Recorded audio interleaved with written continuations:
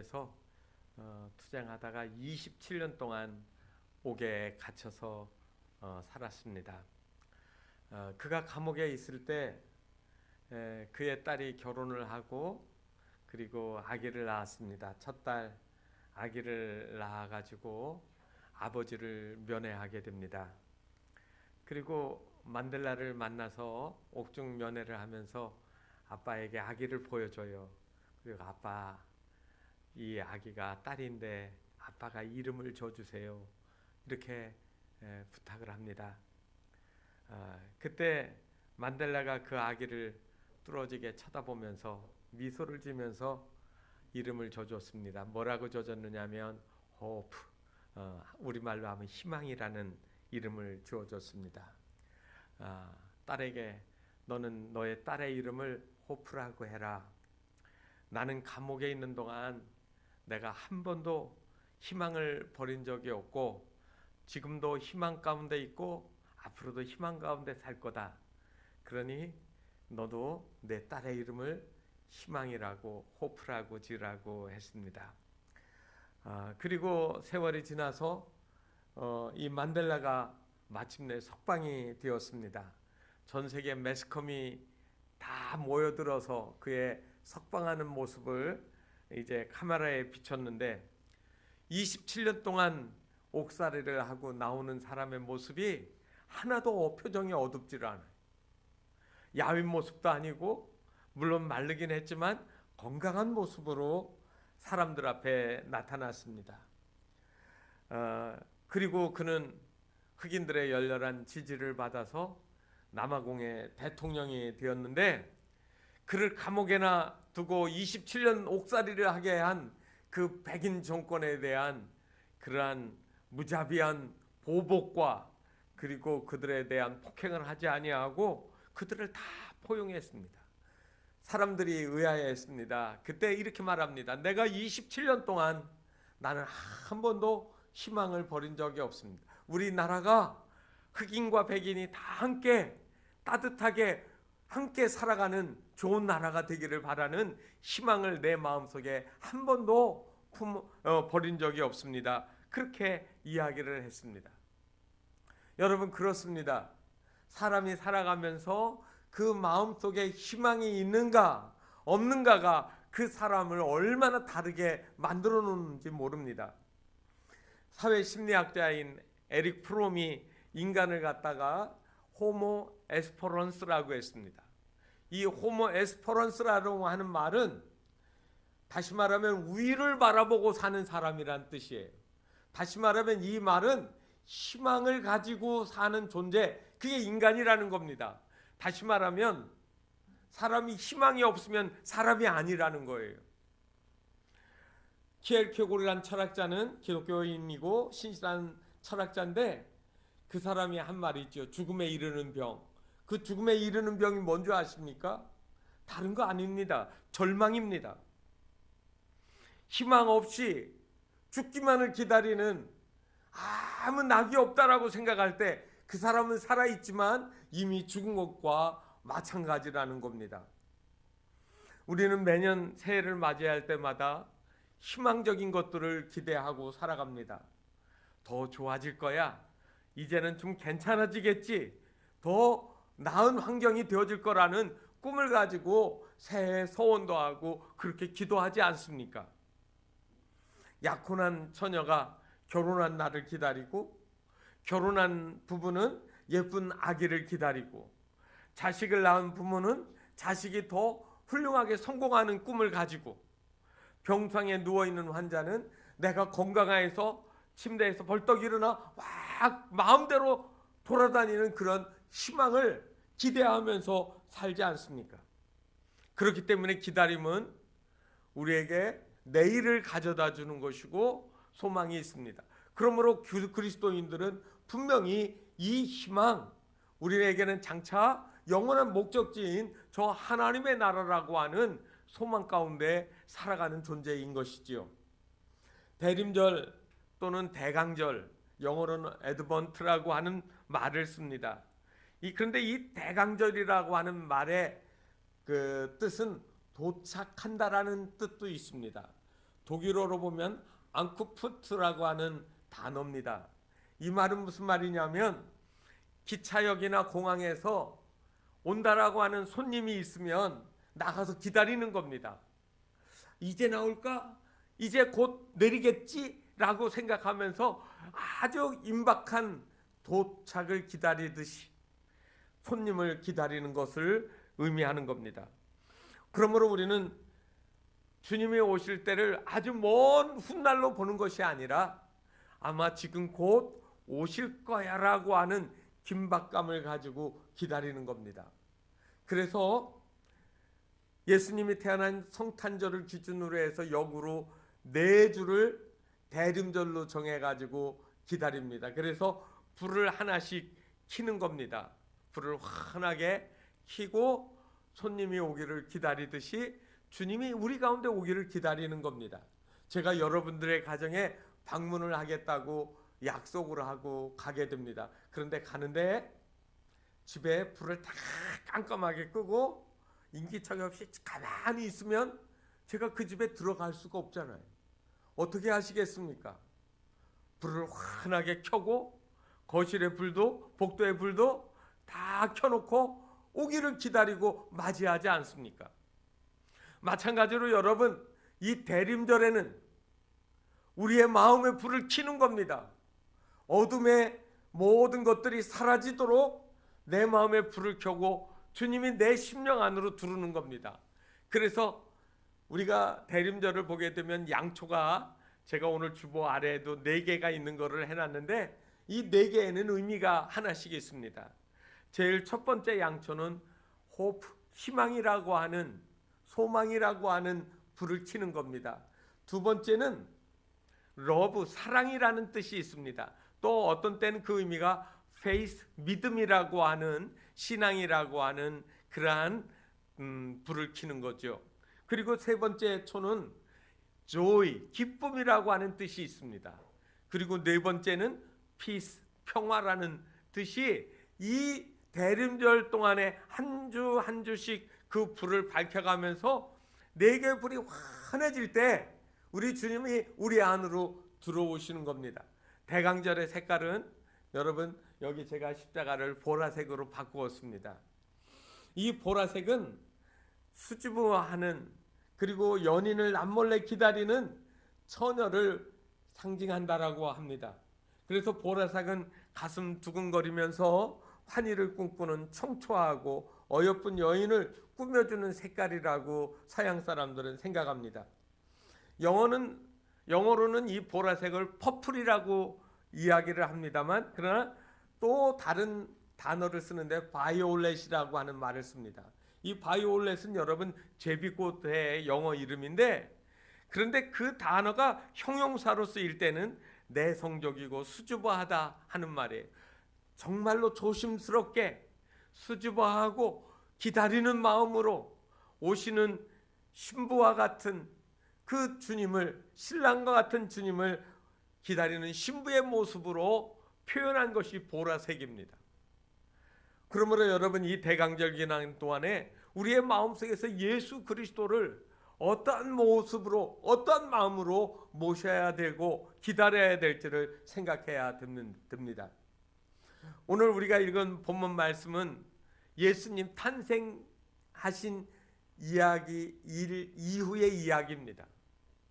그러니까 성탄을 기다리는 이야기하고 다른 것 같지만, 그러나 사실은 만남의 이야기를 한 것이지만, 오늘 성경에 나와 있는 예수님이 할례를 받으시러 8일 탄생하시고 8일 후에 예루살렘 성전에 들어가서 할례를 받으러 들어가는 그 규례에 만났을 뿐이지, 실제는 그것보다 훨씬 오래전에 그러한 마음을 가지고 기다리던 사람들의 이야기입니다.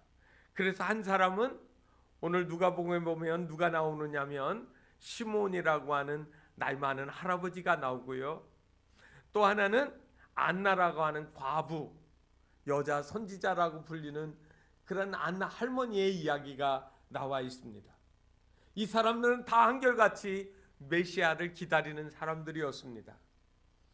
말라기 선지자가 구약에서 마지막 선지자로 예언을 끝을 내고 하나님은 이스라엘 사람들에게 더 이상 말씀하시지 않기 시작했습니다. 선지자가 안 나타나는 거예요. 자그마치 얼마 동안이요? 400년 동안 하나님이 침묵하시는 겁니다. 그동안에 이스라엘은 수많은 어려움을 겪었습니다. 과거에는 어려움을 겪을 때 하나님 앞에 나가 기도하면 하나님이 선지자를 통해서 말씀하셔서 격려하시고 길도 가르쳐 주시고 위로도 해 주시고 했는데 이제는 더 이상 그런 소리가 들리지 않는 겁니다. 로마가 억압을 하고 수탈해 갈 때마다 그들은 메시아가 오셔서 이 로마를 쫓아내고 한순간에 몰아내고 영원하신 왕이신 메시아가 우리를 통치하는 평화스러운 날이 도착할 것이라고 하는 믿음을 가지고 있었던 겁니다. 성경에 나와 있지는 않지만 이 신구약 중간 시기에 보게 되어지면 예수님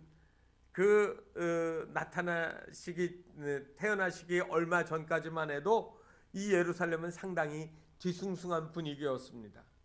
드다라고 하는 사람이 자기를 추종하는 300명의 추종자를 거느리고 로마 군인들을 죽이고 습격하고 약탈하는 그러한 일들이 일어났습니다. 그래서 로마가 많은 군대를 동원해서 이 드다라고 하는 사람과 그들을 추종하는 세력들을 단숨에 또 죽여버리는 그러한 이야기들이 있었고요. 우리가 잘 아는 것처럼 세례 요한이 예수님 공생애를 시작하기 전에 많은 사람들에게 요단강에서 회개하라 천국에 가까웠다고 세례를 베풀었습니다. 그때 사람들이 무슨 생각을 한 줄 아십니까? 아, 드다가 메시아인가? 아니면 세례 요한이 메시아인가?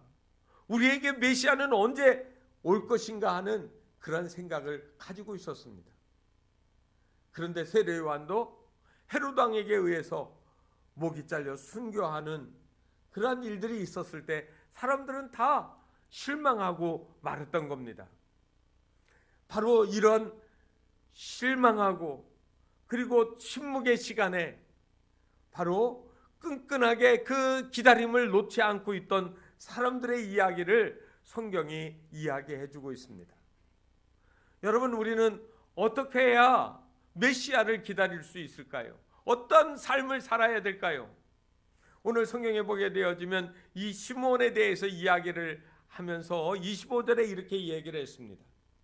이 사람은 의롭고 경건하여 이스라엘의 위로를 기다리는 자라.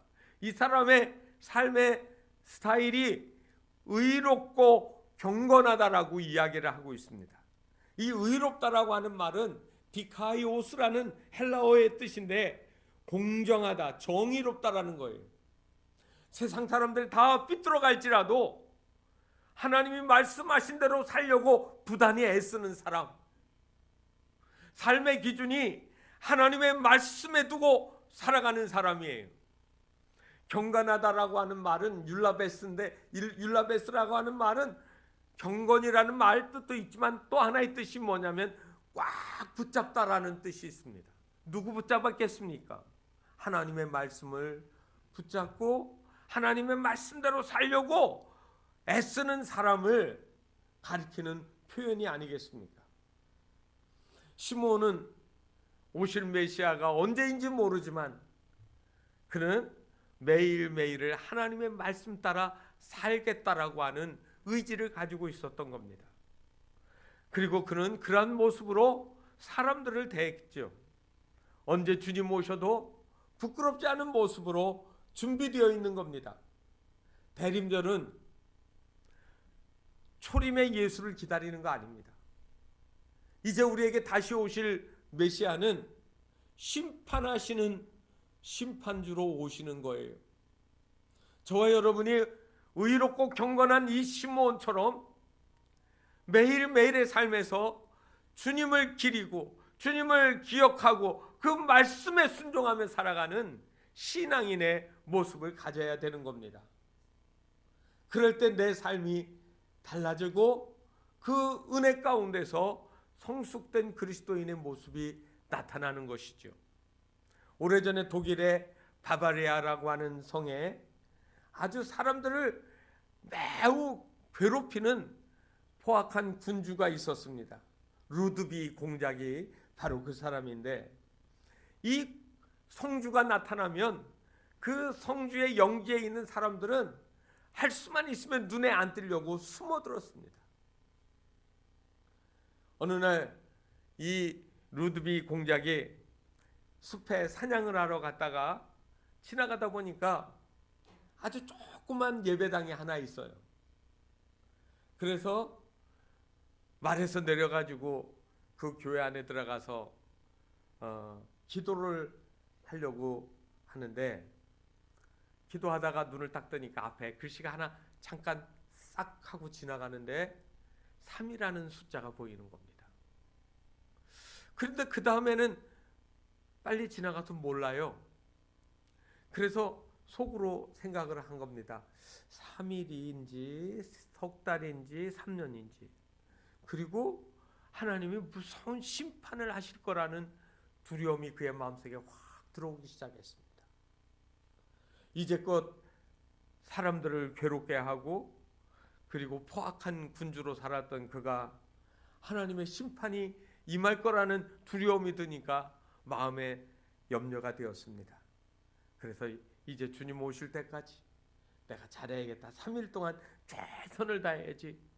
그래서 가족들에게도, 그리고 그의 신하들에게도, 그리고 그의 많은 영지에 사는 그 사람들한테도 아주 그냥 사흘 동안 최선을 다해서 친절을 베풀고, 그리고 자기의 창고를 열어서 어려운 사람들을 막 도와주기 시작을 했습니다.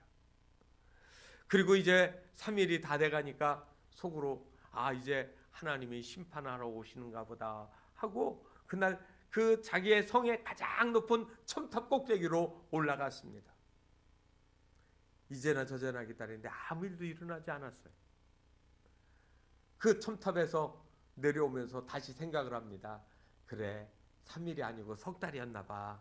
그리고 나서 다시 사흘 동안 하던 것처럼 그는 3달 동안 열심히 사람들에게 최선을 다해서 선의를 베풀고 도와줘가며 살았습니다. 그런데 3달이 지나도 오시지를 않았습니다. 그래서 이제 마지막 3일, 3달 아니면 3년인데 이건 틀림없이 3년이야. 그래서 그때부터 다시 3년을 그렇게 살았습니다. 그러던 어느 날 갑자기 나팔 소리와 함께 한 무리의 사람들이 그의 성으로 들어왔습니다. 그리고 그에게 독일의 황제가 되어달라고 그에게 모시러 온 사람들이었습니다.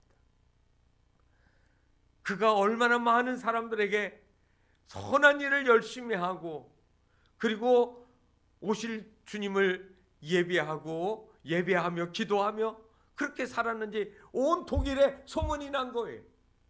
그래서 사람들이 모여가지고 저 루드비 공작은 이 나라의 왕이 되어야 된다라고 추대를 하게 되어진 겁니다. 여러분, 우리가 살아가는 동안에 그날이 곧 임할 것이라는 생각을 가지고 하루하루 자기의 삶에서 절제하며 최선을 다하며 주를 섬기며 사는 삶이 바로 시몬이 살아왔던 그 모습이에요. 나이가 들었지만 항상 거룩하고 의롭고 진지한 삶을 살며 하나님의 나라에 대한 소망을 가지고 살았던 시몬이 바로 그 성전에서 메시아이신 예수를 만났던 것처럼 우리도 그러한 모습으로 살아가게 되어질 때 우리도 영원하신 주님 앞에 바로 영광스러운 모습으로 서게 되어질 것이라는 말입니다. 또 하나는 이 시몬이라고 하는 사람은 기다리는 자라라고 25절에 이야기하고 있습니다. 1955년에 한국전쟁이 끝나고 미국에서는 한국에 대한 구호에 대한 여러 가지 일들이 많이 일어났습니다. 그때 한국 전쟁 후에 한국에서 일어난 파괴, 그리고 고아, 과부들, 헐벗은 사람들을 보여주는 영화도 보여주고, 그리고 구호품들을 모아서 한국을 도와주게 되었습니다. 오리곤의 유게네라고 하는 시골 마을에 홍보팀들이 와가지고 사람들 모아놓고 영화를, 한국을 보여주기 시작했습니다. 한국 전쟁으로 말미암아 수많은 어린이들이 자기 부모를 잃고 헐벗은 모습으로 살아가는 영상이 비춰지는데, 그 영상을 보면서 한 농부의 마음이 뜨거워지기 시작을 했습니다. 감동이 일어났습니다. 하지만 자기는 농부이고 고아들이 불쌍하긴 하지만 아무것도 할 수 있는 일이 없다라고 생각을 했습니다. 그리고 저녁에 누워서 잠자리에 들었는데 잠이 오질 않습니다. 엎치락 대치락 헐벗은 처량한 어린아이가 둥그렇게 야윈 눈으로 깡통을 들고 서 있는 그 모습이 아련히 떠오르는 겁니다. 그리고 그 다음 날도 또 눕기만 하면 그 장면이 떠오르는 거예요. 그래서 이 부부는 기도하기 시작을 했고, 그리고 마침내 아주 중대한 결심을 했습니다. 자기가 가지고 있는 농장을 일부를 팔아서 한국에 가서 그 고아들 8명을 입양을 하기로 결심을 했습니다. 그리고 신문에 광고를 내서 자기의 농지를 파는 공고를 하게 됩니다. 이 사실이 신문에 기사로 나가자 그 이야기를 듣고 수많은 사람들이 여기저기서 돕겠다는 편지도 왔고, 자신들도 어떻게 하면 고아를 입양할 수 있느냐라고 하는 연락이 왔습니다. 그래서 그때부터 이 부부는 자기들이 입양을 하고 나서 다른 사람에게 입양하는 일들을 도와주기 시작을 합니다. 그러다가 나중에는 그 사람들이 많아지니까 아예 자기 가산을 다 정리를 하고 한국 땅에 들어와서 이 고아들을 모아가지고 미국으로 입양하는 일들을 하게 됩니다. 이 사람들이 바로 해리 홀트라고 하는 부부였습니다. 그리고 그들이 세운 그 아동 고아원의 이름이 바로 홀트 아동복지회라고 하는, 우리나라 전쟁 고아들을 수없이 돌봐서 가정을 맺어준 그런 부부였습니다. 이번 주 수요일에 오시는 백예철 선교사님의 아버님이 바로 이 해리 홀트 부부가 일산 땅에 와서 고아원을 세우고 할 때 바로 그 부부들의 통역을 해줬던, 그리고 함께 사역을 했던 그분이었습니다.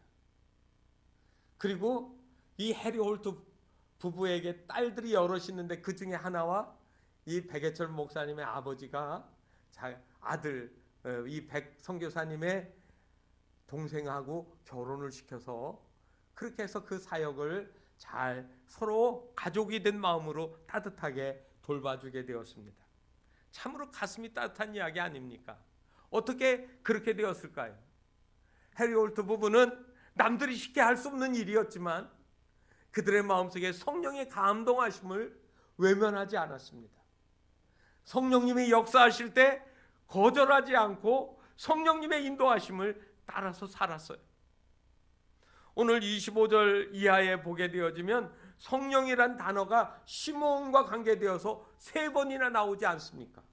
25절에 성령이 그 위에 계시더라, 26절에 성령의 지시를 받았더니, 27절에 성령의 감동으로 성전에 들어가며. 여러분, 우리가 주님 앞에 가는 그날까지, 주님을 만나는 그날까지 우리 안에 어떤 마음이 있어야 될까요? 내 의지로, 내 노력으로도 잘 살 수 있어요. 그러나 우리는 그렇게 사는 사람이 아니라 성령의 감동하심, 성령님이 어떻게 말씀하시는지를 귀담아 들어야 된다는 말입니다. 그래서 이 시몬은 전적으로 주를 위해서 살고 주의 말씀에 의지해서 기다렸습니다. 그래서 이런 말들을 합니다. 26절에 보면 그가 주의 그리스도를 보기 전에는 죽지 아니하리라 하는 성령의 지시를 받았더니, 아마 나이가 많았을 텐데 내가 주의 그리스도, 다시 말하면 이 말은 하나님의 아들이 사람의 몸으로 이 땅에 오시는 그것들을 너는 볼 것이라고 하는 특별한 하나님의 말씀을 들었던 겁니다. 성령이 감동하는 순간이야말로 우리가 일생에서 가장 소중한 순간이에요. 성령님의 말씀을 여러분들이 거역하지 않기를 바랍니다. 성경을 보다가 기도하다가 하나님이 감동을 주시면 여러분 그거를 물리치지 말고 기꺼이 순종하셔야 된다는 말입니다. 하나님이 말씀하시는 것, 그것이 우리에게 소중한 기회가 되어집니다. 그리고 그로 인해 가지고 그에게는 특별한 은혜가 주어졌는데 바로 영적인 안목이 뜨여진 겁니다. 여러분, 모든 사람이 다 성탄절을 맞이하지만 모든 사람이 다 아기 예수를 맞이하는 거 아닙니다. 교회 안 다니는 사람도 성탄절이 되어지면 집에 크리스마스 트리 장식할 수 있고요. 카드를 주고받고 요즘엔 카톡으로 다 하지만 성탄 축하합니다. 뭐 이렇게 이야기할 수 있어요. 그렇지만 그 안에 예수 그리스도가 있느냐 없느냐 이거는 너무 다르지 않습니까? 사실 성탄절에 루돌프 사스코하고 썰매는 예수님하고 아무 상관이 없습니다. 그런데도 썰매를 타고 그리고 산타 할아버지가 선물 보따리를 가득 들고 찾아오는 그 기쁨을 그저 우리는 무슨 축제처럼 지내고 있지 않습니까? 그러나 이 성탄절에 저와 여러분의 시선이, 안목이, 영적인 관점이 열려지기를 바랍니다. 하나님의 말씀을 우리가 읽으면서 내가 영적인 눈이 뜨여졌는지 아니 뜨여졌는지를 우리가 한번 생각해 보셔야 합니다. 아마 예수님께서 태어나신 지 8일 만에 성전으로 할례를 받으러 올라갔을 때 그 성전에는 아마 수많은 사람들이 있었을 겁니다. 또 다른 아기들도 부모의 손에 의해서 할례를 받으러 왔을 거예요. 그리고 거기 제사장도 있고 서기관도 있고 성전에 드나드는 수많은 기도하러 오는 사람들이 왕래를 했을 겁니다. 그런데 그 중에 누구도 이 마리아와 요셉이 데리고 온 아기를 보고 메시아인 줄 알아보는 사람이 없어요. 딱 한 사람, 시므온은 딱 한눈에 바로 메시아인 것을 보게 되었습니다. 그거를 다르게 설명한 어떤 설명도 성경은 없습니다. 단지 그가 성령의 감동하심으로 영적인 시선이 그리고 그 눈이 뜨여졌다는 겁니다. 군대에 가면 깜깜한 밤중에 전방에서 보초를 할 때 아무것도 안 보이는데 눈에 하나 턱 쓰면 깜깜한 밤에도 앞에 있는 물체가 보이거든요. 적외선 안경이라는 겁니다. 우리가 집을 나서면 태양빛이 비면 얼굴에다 선크림을 바르고 자외선을 차단한다고 생각합니다. 자외선 눈에 안 보입니다. 그런데 자외선도 특별한 기구를 사용하면 그 빛을 볼 수가 있습니다. 여러분, 성령에 대한 안목은 우리가 하나님께서 주시는 은혜로 말미암아 힘입지 아니하면 절대로 알 수가 없는 거예요. 그러므로 여러분, 우리가 살아있는 동안에 하나님께서 내가 하나님을 알 수 있는, 하나님의 음성을 들을 수 있는, 하나님의 역사를 볼 수 있는 영적인 안목이 뜨여질 수 있게 저에게 더 은혜를 주십시오라고 여러분 경건하게 또 의롭게 믿음으로 살으셔야 됩니다. 어느 날 하늘의 천사가 3명의 친구들이 있는 곳을 찾아갔습니다. 그리고 소원을 물었습니다. 첫 번째 사람에게 소원을 물었더니 이렇게 말합니다. 저는요 스타가 되고 싶어요. 빛나는 인생을 살고 싶다고요. 그래서 천사가 그 사람은 스타가 되게 해줬습니다. 두 번째 사람은 너는 뭐가 되고 싶니 하니까 이왕이면 권력이 있는 왕이 되고 싶어요. 킹이 되게 해주세요. 이렇게 얘기해서 킹이 되게 했습니다. 그랬더니 세 번째 친구가 너는 뭐가 되고 싶으니? 그랬더니 두 가지가 다 좋아 보이잖아요. 스타도 되고 싶고 킹도 되고 싶어요. 그래서 두 개 다요. 그랬더니 천사가 주머니에서 스타킹 하나 주고 갔답니다. 여러분, 우리 인생이라고 하는 것, 왕이 되든 인기가 있든 다 어느 날 다 허무한 거예요. 이 세상의 것들은 잠시 잠깐의 것이잖아요. 벌써 문재인 대통령이 5년이 지나가잖아요. 시작할 때는 긴 것 같았는데 인생이 덧없는 거지요. 우리는 이 세상의 잠깐의 것들을 영원한 것과 바꾸는 어리석은 사람이 되지 말고 잠시 잠깐의 어려움이 있지만 영원한 것을 소망하고 그것을 얻는 그런 믿음의 삶이 되어야 되지 않겠습니까? 수많은 아기들이 오지만 아기 예수를 구세주로 보는 것. 그래서 오늘 성경에 보면 이렇게 말하는 겁니다. 29절에 나와 있는데 주제여 이제 말씀하신 대로 종을 평안히 놓아주시는도다 이렇게 말하고 있습니다. 보통 여러분 성경을 보면 주여라는 말이 많이 나오지만 여기 주제라는 말이 나왔습니다. 이 주제라는 말은 그냥 로드라는 말 정도가 아닙니다. 그거보다 한층 강한 말이에요. 헬라어로 보니까 데스포테스라는 말인데 주인, 소유자, 주권자라는 거예요. 다시 말하면 이 분은 이 아기로 태어나신 이 아기, 조그만 아기는 나의 주권자, 나를 소유하고 계시는 그분이라고 하는 이야기를 지금 나이가 많이 든 할아버지가 아기를 쳐다보면서 하는 겁니다. 나를 마음대로 움직이실 수 있는 분, 오직 권한은 이 하나님께 있다라고 하는 고백을 하고 있는 겁니다. 다윗도 그의 삶에서 내 삶의 모든 소유와 주인이 왕인 나에게 있는 게 아니라 하나님께 있다라고 찬송을 했습니다. 역대상 29장 12절에 보면 부와 기가 주께로 말미암고, 여러분 이 말을 믿어지십니까? 지금 다윗은 전쟁을 많이 해가지고 얼마나 많은 부와 기가 나라에 쌓이고 있는데 이게 다 누가 해주신 거라고요? 주님께서 하신 거라는 거예요. 여러분들이 살면서 많은 재산을 쌓으셨습니까? 누가 주셨다고요? 여러분 그 말하면 뺏어갈까봐 못하시는데 하나님이 주신 거예요.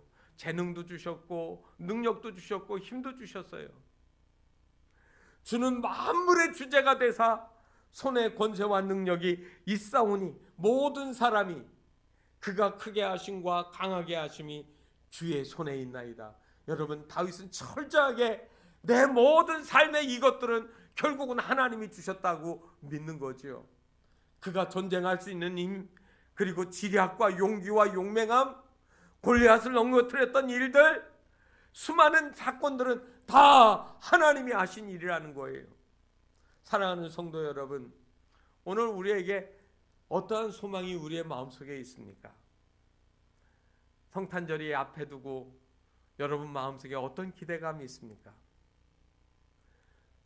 2차 대전이 끝나가는 1944년 12월 달에 수많은 전쟁 포로들이 독일의 포로송에서 죽어갔습니다. 그 원인을 조사했더니 포로들이 성탄절에는 포로 교환을 하든지 돌려보내줄 줄 알았는데 바짝 야윈 그들에게 그 소망이 무산이 되어지니까 더 이상 참지 못하고 많은 사람이 죽었습니다. 희망이 사라졌을 때, 희망이 없어졌을 때 사람이 죽는 거라는 거죠. 여러분, 육신의 삶도 희망이 없으면 죽지만 우리의 영혼의 소망이 소멸되어질 때 우리는 절망의 사람, 죽음에 이르는 병, 영원한 지옥에 대한 그러한 고통에 빠지게 되어질 것이 아니겠습니까? 이 성탄절 저와 여러분 안에 예수님 나의 희망이 되어 주십시오. 내 안에 들어오십시오. 나는 주님 때문에 내가 살게 됩니다. 나의 영원한 소망, 구원의 기쁨이 주 안에 있습니다라고 하는 고백이 우리 모두에게 있어지기를 주님의 이름으로 축원합니다. 기도하겠습니다. 생명과 은혜가 되시는 주님, 이 땅에 사는 날 동안에 우리의 기다림이 주님 안에 있게 하옵소서. 시므온이